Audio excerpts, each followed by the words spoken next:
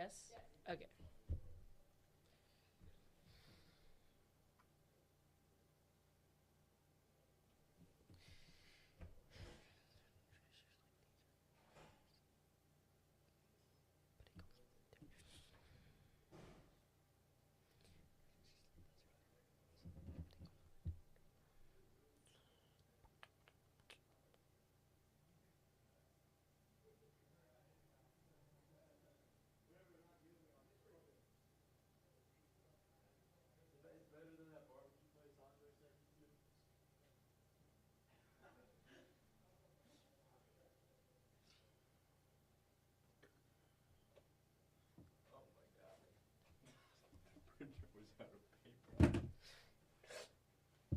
We're live on Tiger TV today.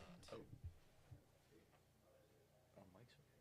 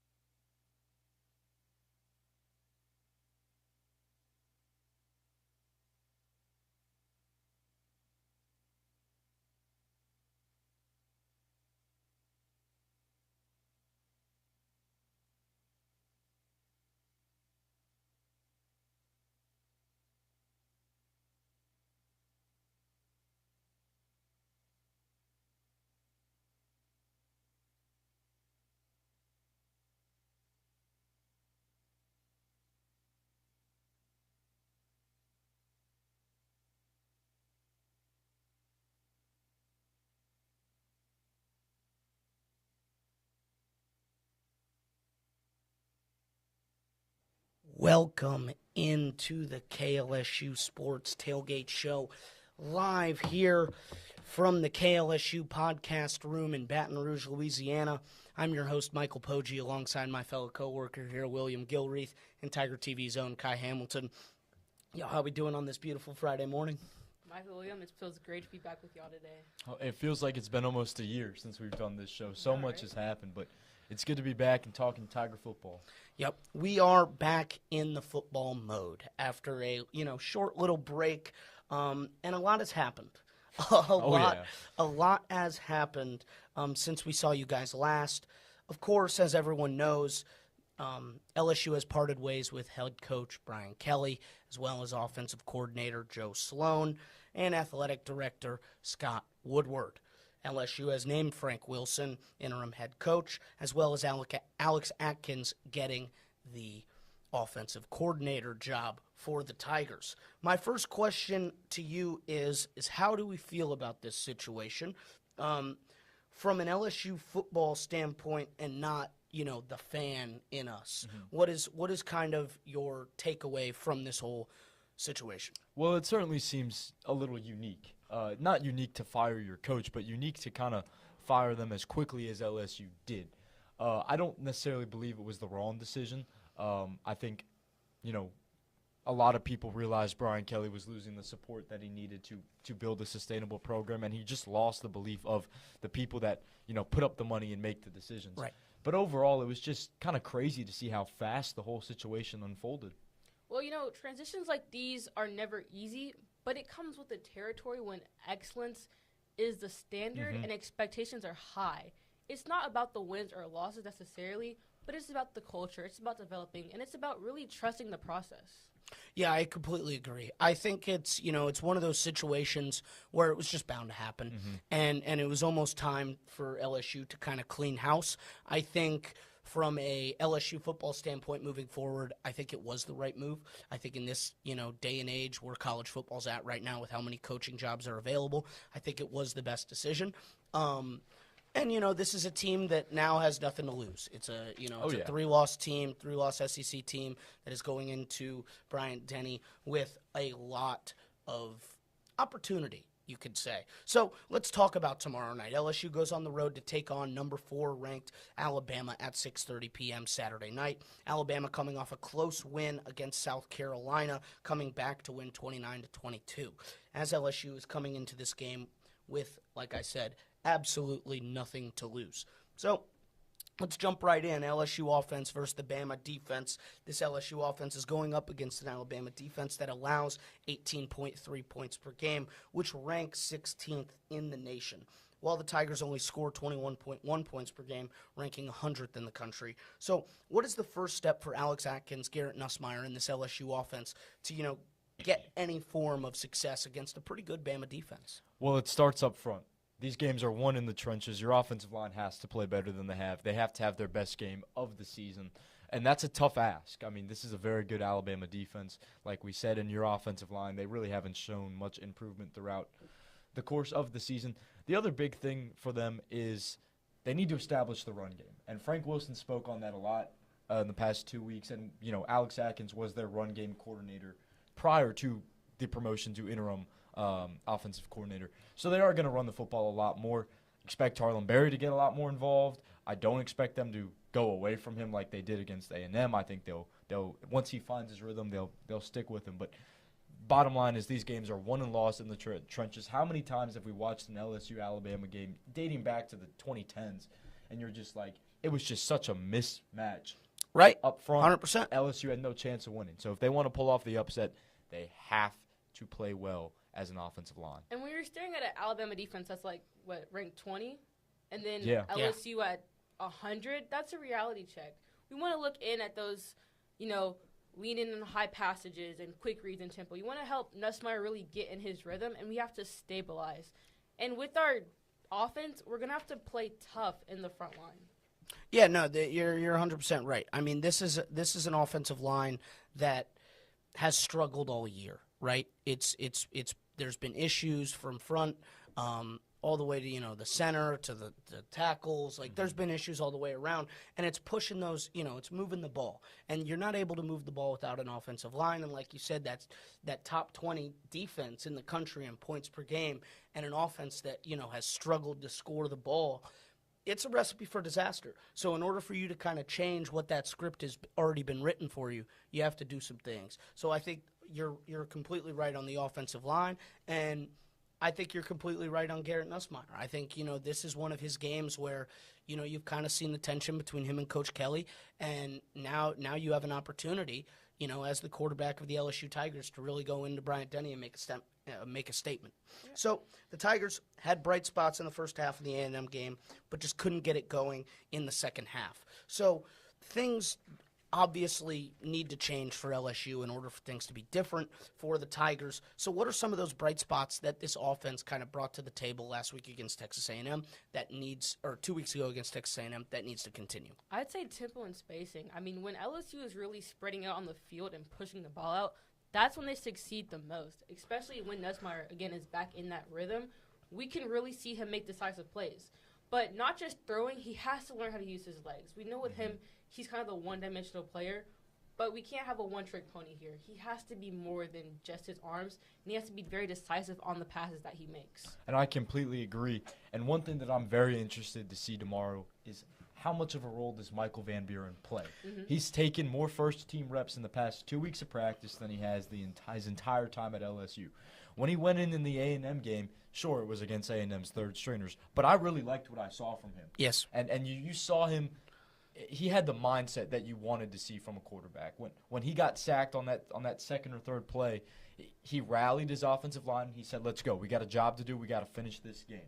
I'm very intrigued to see what role he plays. And I already mentioned his name, but Harlem Berry, I think if you win this game, it's because of a guy like him. You're looking for someone to step up. And I'm not trying to discredit Garrett Nussmeier here, but it just hasn't really worked this season. And I understand from his perspective, like, he grew up an LSU fan. This is a chance for him to cement his legacy at LSU, beating Alabama on the road. And I think he's gonna play inspired. But I do think we'll see an increased role from Michael Van Buren, and I think that will really help LSU. Yeah, and in yesterday's press conference with Frank Wilson, I asked him, are we going to see more Nussmeier or are we going to see alternate players? And he did say that he's going to try to use everyone to the advantage because the goal here is just to win. It's either going to be a really good win or it's going to be an expected loss. We want a win. And you know what? At the end of the day, it does not matter how you get these wins. They can be ugly. They can be pretty. They can be, they can be whatever you want it to be as long as you get a W next to that, next to that game. Yep. So I think that's the most important thing. But in terms of bright spots, I like the way LSU moved that ball in the first half. I like the way they were able to run the ball against Texas A&M in opportunities. And then, you saw that deep ball to Barryon Brown. You saw that it's there. It didn't just leave him. So I'm expecting a couple deep shots. I'm expecting Garrett Nussmeier to kind of have a loose cannon. I would not be surprised if, first couple plays of the game, you're seeing looks, you're seeing go balls where maybe he throws the ball, maybe he doesn't, but you're going to see those wide receivers kind of give Garrett Nussmeier opportunities going that deep shot, whatever it has to be. Really just kind of taking chances against this Alabama defense. I think the best way to kind of compare this game is going back to 2021. I completely agree. Is going back to 2021 against an Alabama team who has everything to lose and an LSU team who is honestly just out there to ruin somebody's night. And, you've got a staff that's hungry. You've got players that are hungry. You've got players that have something to prove, saying that it ain't all on them. They were given a bad, hand of cards. They were dealt a bad hand. So I think it's a good opportunity for this LSU team to kind of, open up that playbook. Do things that you haven't seen before all season. And so I think the things that did work will kind of transpire into this game. And there's no other team season that LSU wants to ruin more than Alabama's. Exactly. And I agree. I think this LSU team, they're going to play with a weight off their shoulders. I think they're going to go play more free. I think they're going to go out there. They're going to try to win the game. But I expect them to play more free and to have fun playing football. I mean, I go back to that 2021 game. Do you remember the first drive there? LSU ran a fake punt. Oh, I've seen it all, pass, it's things like that you just don't expect to see when you're still playing with that national championship expectation. But it's those little things that help create upset opportunities. And LSU's got a golden opportunity tomorrow night. Yeah, they do. And so let's, we kind of talked about the offensive line a little bit, so let's go back to that. Karius Kern is questionable for this LSU team, this LSU O-line. But this is a unit, like you said, that has just continued to struggle all season long. And so my question is how crucial, and you kind of already said this, so I'll go to you first. How crucial is it for this line to be really solid against a really good defensive front for Alabama? If LSU cannot hold their ground, then it's up. That's it. I'm going to be honest here. No, 100%. Protection is the foundation of this game, and you have to protect your quarterback. You have to be strong. You have to be aggressive. Communication, pad level, all of that effort has to be top-tier elite. That's the only way they're going to be able to get through this Alabama defense. I mean, it's part of the reason why you lost to Alabama 8 years in a row. I mean, because they dominated you up front in the trenches. This is the one game a year where LSU is going into it knowing they're mismatched up there. Well, and you can look at each of LSU's losses, and you can't necessarily pin it on one thing, but you can circle a big key factor. And it's the offensive line. And then that's the offensive line. And so, well, it's not even just the offense. It's the guys that are protecting the man who runs the offense. And that comes back into aggression. They're not aggressive enough on the offensive line. And they did make changes. I was at player interviews this week, and one thing that they mentioned was they ran a 7-on-9 drill, and they love that. You know, Braylon Moore was saying that's just it's a confidence builder, it's an energy booster, and it's a challenge, it's a test. These are football players. These are 6 foot, 300-pound guys, grown men. You think they want a challenge? Right. Absolutely. Absolutely. So you challenge them. Let's see if they're up for it. Right. So let's kind of get into the keys to this offense, keys to the defense. So keys, who are your 2 key players for this Alabama defense? Start with you, Kai. Justin Jefferson. Yep. I mean, he is a high tackle. He leads the team in tackles. Yep. He's known for solo. being physical. Right. Yeah. And then Bray Hubbard. Yep. Right? We have the exact same key players, really? by the way. I went in and looked at the stats for the teams, and I was like, okay, we got to look at this like that. But, he gets tackles. He's very open, and he gets interceptions too. So I think those are my, 2 key players. And I'm gonna add on to that since I have both of those players. Like we said, Bray Hubbard, defensive back. He has 3 interceptions on the year. Mm-hmm. He's going to be a guy that's going to be a ball hawk. And if Garrett Nussmeier gets out of rhythm and starts forcing passes, you're probably going to see this man pick up the ball. So, and then with Justin Jefferson, he's just going to be all over the place. This linebacker is going to give you a rough time in that especially against an offensive line that has struggled all year. So kind of expect these 2 guys to really be all over the place. Well, I also have Jan Zapier. He's their linebacker. He leads the team in sacks, and he had 3 of them against Tennessee. So he does not shy away from the big game, the big moment. I also think Damani Jackson has an opportunity. I mean, the talent's there with him. I agree. I think Bray Hubbard is the second best safety in the SEC this season, only behind A.J. Halsey, of course. And so I really think when you look at these 2 teams' defenses, like, on paper, they're very on par. They're both very talented. Yep. And that excites me. It feels like that traditional LSU-Alabama game again. And I'm excited, too. So now let's move over to the LSU side of the ball. Who are the 2 key players for this LSU offense? Well, I have 5, and it's your entire offensive line. So, yeah, we really got to lock in. Pretty self-explanatory. I'd say Aaron Anderson for sure. Okay. I mean, he leads in receiving yards, so we're going to go with him. And then Caden Durham, so. Yeah, I agree. I got Caden Durham. I think Caden Durham needs to has to establish a run game. And obviously that goes into your 5 guys on that offensive line. But you need to see something. And I think with Harlem Berry showing a lot of talent, showing a lot of positive showing in this most recent games for LSU, I really just think that he has to have one of those games. Right. You haven't seen one of those games from him this season, and so I really do think that is possible for LSU. And then I'm going to go back to Garrett Nussmeier. Garrett Nussmeier has to have his best game of the year, and it's plain and simple. He's got to get the ball out early. He knows he's not going to have a bunch of time, and he's got to find his guys, get his guys in a rhythm, spread the ball out if he needs to, and just make Alabama's defense life miserable. And he has the skills to do that. Absolutely. We've seen that. We've seen bits and pieces of it all year. He just hasn't really been able to put it together. So I really do think that's possible for this LSU offense. So this is an LSU team that has absolutely nothing to lose, and an offense that can just only improve on this year. So last thing before we move on to the other side, what are you guys expecting from the LSU offense and LSU defense? Kind of a prediction. This is a team that has nothing to lose.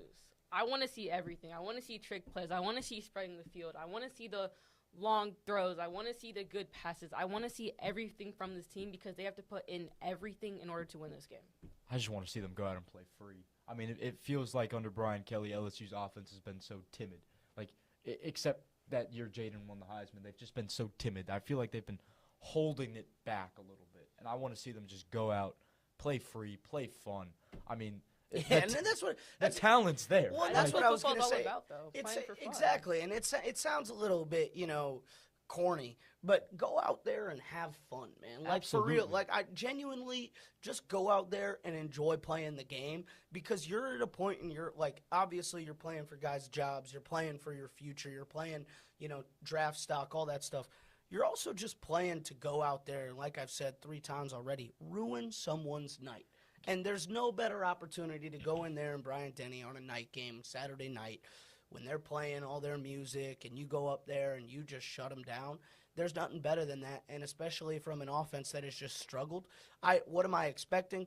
I'm kind of expecting the same type of thing. I'm expecting a slower game, but if you see this offense try and open up the playbook and try and just switch things around, who knows what you're going to get. Right. And I think that's better for this LSU offense than kind of sticking to what they've done all year. So I think with Atkins, we are going to see a new playbook. We are going to see different plays. We are going to see something different a little bit. And I feel like that gives them the advantage because Alabama might not know what to expect when it comes to this offense. Hey, and watch those tight ends. That's all I got to say. Trey Green. Watch those tight ends. He's about to eat. So let's move on to the LSU defense versus Alabama offense. This is an Alabama offense that scores 34.4 points per game, while this LSU defense only allows 20.1 points per game. So they're both in the top 20 in the nation for their respective sides. So what is the most important thing for this defense going up against Ty Simpson and this Crimson Tide offense? Well, this is where this is the one game where your secondary is so crucial. Ty Simpson, he can run the ball, but he's not a dual threat guy. He's just not. He has thrown for 200 yards and 2 touchdowns in every single game this season. The one area LSU can get him is against Missouri and against Vanderbilt. Yep. He was sacked 4 times. Mm-hmm. 4 times. If LSU sacks him upwards of 4 times, the defense does their job. Yep. You got Mansour Delane, P.J. Woodlawn, A.J. Halsey, D.J. Pickett, Tamarcus Cooley. I don't think Ty Simpson's going to be – I don't think he's going to be afraid, but I don't think he's going to be too confident throwing up those 50-50 balls against guys like that. And so – You know, he might hold the ball an extra second. He might be a little timid. He might be a little afraid. That's where you can jump on him. That's where you can pounce. That's where you can win this football game. Hey, and like Tamarcus Cooley has said before in players, don't throw that ball to 4. Oh, no. Don't throw that ball to 4. Yeah, I agree 100% what you said. It's all about closing the gaps. It's playing tight like a glove. You don't want any air bubbles, any air gaps. You have to be really covering and really communication, and we just want to fill in those gaps. Yeah, I think that the most important thing for this defense is to cause a turnover. Mm-hmm. I think causing a turnover is the biggest thing for this LSU defense, and in a game where you're outskilled, in my opinion. This is an Alabama team that has shown a lot of promise, and this is a team that I think, you know, in my opinion, this is my favorite to win it all. And other than Ohio State, I think those are the two that I can really see in the national championship as of right now before moving forward to seeing what happens in the rest of the season. So I think for this defense, especially with an offense that has struggled, you got to cause those turnovers and get that ball back to your offense and allowing that team to kind of, you know, progress and work their way up in that ball game. And, you know, you kind of saw the turnovers come against that A&M in that A&M game, but you just weren't able to execute. So I think keeping those opportunities is very important. It's important that they win the turnover battle as a team. The LSU could get 5 defensive turnovers, but they can't turn the ball over 6 times. Too. Right. So, I mean, I agree. They have to force turnovers at some point. So that leads me to my next question. Where can this offense from Alabama take advantage of when, you know, going up against this defense? As we saw, it can be exposed. Well, our defense is very aggressive, but Alabama can use that aggression to their advantage. If LSU decides to, you know, bait early or overplay, then that's when they can use those long reads and those quick routes to go ahead and, you know, score and get runs in. It's a very athletic Alabama offense. And one thing that I'm going to steal this from you. LSU has to blitz with a purpose. Yeah, because you do. This is definite. Well, it'll hurt you in any game, but especially this game. Alabama's got athletes everywhere. They just always do. That'll never change, unfortunately. And they will take advantage of that. Like you said, if they overcommit, if they're too overly aggressive, they will get beat. I mean, it'll happen in the secondary. It'll happen up front. My biggest worry is how does LSU deal with this Bama run game? It's not the best. Alabama does not have the best rushing offense in the SEC by any means. And but it's not the best. worst. And it's not the best they've had in years past either. But LSU's looked very shaky against the run. And part of that is because you've played Lenore Sellers and you've played Marcel Reed. Like, dual threat quarterbacks. And Diego Pavia. Mm-hmm. Dual threat quarterbacks. Ty Simpson, he's not going to look to run the ball, but he will. He wants to throw that football. But and I think the end of the day is you just need to be ready for whatever's coming. Mm-hmm. Like you've seen everything in this season. You've seen quarterbacks that can sit in the pocket and throw. You've seen quarterbacks that can just run the ball all over you, and you've seen quarterbacks that can do both. Right. So now you need to understand how to prepare for something like that when you don't necessarily have a dual threat quarterback, but you have a very talented one and somebody who's probably going to be a top 3 pick in this NFL He's a draft. Heisman Trophy finalist. Yes, he will be in New York. Yes, and so that's just, you got to be ready with what you're going up against. And Ty Simpson's a very, very, very, important player for this Alabama team. And so kind of getting him crucial, kind of getting him, out of rhythm is very important. So let's move on. Coach Wilson said the star linebacker, Whit Weeks, is doubtful for tomorrow's game, dealing with that same ankle injury that kept him off the field against Texas A&M. So who is the next guy up for LSU that just needs to make a statement? I would say Ty Singleton. We've seen quick flashes of him, and he can be dominant in the sideline-to-sideline rush. And LSU needs someone who's going to step in and play to their all and play with confidence and play fast. And I feel like Singleton is the player who can do that. I like that pick. I think this is an opportunity for those freshmen to kind of make their name a little bit in these last 4 games. I'm going to say Devon Keys again. He hasn't been great this year when he's gotten the chance, but he's a guy that you need to step up. Look, West Weeks, you know what you're going to get with West Weeks. He's going to play physicals.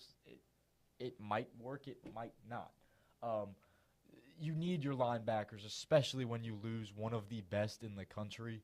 You need them to step up. And I have the same thing as you. I think in that linebacker room, you just have not seen what you expected. It hasn't lived up to the potential. It hasn't. And that goes to Harold Perkins, that goes to West, that goes to Witt, that goes to the whole team, the whole unit from that linebacker room. So you need somebody to kind of make a statement. And you saw that in the Florida game. You saw somebody, step up and make plays. So I think you will see that in Devon Keys. I think this is, his moment. And I think that's what this game kind of highlights is whose moment is it going to be? And I think he has a very good opportunity for that to happen. Do you remember back in it was 2016 and it was LSU Alabama and it was the opening drive of the game. And I can't remember his first name. It was Thompson. Okay. It was number 16. He picked off, or it was the first play of the game, and they forced a tackle for loss, and they set the tempo. And I will always remember this. Vern Lundquist on CBS said in the midweek, we will dominate Alabama. And then 2 plays later, Jamal Adams has that interception. If your defense can do things like that, and you can rattle them, and you really, truly, in your mind, believe we will dominate Alabama, LSU did not win that game in 2016, but they put up one heck of a fight. And I think this is a defense that has all the confidence in the world, and we've seen that all year round, even though after the A&M game being exposed the way they did in certain situations, they still have that confidence that their 11 is better than your 11. And so I think that's another very crucial point for this team. So now let's move on. Key players for this Bama offense. I have Jeremy Bernard. I mean, him and Ryan Williams. Those have been my top players. They play perfectly together. Williams draws top coverage. Bernard always finds open space. So those are key players you really want to highlight and watch for the game. Just from a pure watching the game perspective, I want to see this Ryan Williams-Mansour Delane matchup. Personally, I'm really excited to see that. I think LSU might have the advantage there, and that says something because Ryan Williams is a very talented football player. So I think if Alabama can get Ryan Williams involved in beating Mansour Delane, it's not looking good for this Tigers team. Yeah, no, I think that Ty Simpson and Ryan Williams are my guys. And I just think that, Ty Simpson is going to win or lose this game for Alabama. I think not necessarily him making mistakes is all on him. You got to credit where credit's due if the defense starts forcing turnovers. But I think that he's the best player on the field. And so at that point, it's going to come down to is the big-time player making big-time plays. And then Ryan Williams, that's just a stud. That's just a stud who's been, highlighted since he was a senior in high school, freshman in college, and that's just what it is. But I will say last year when Alabama killed you, Ryan Williams was quiet.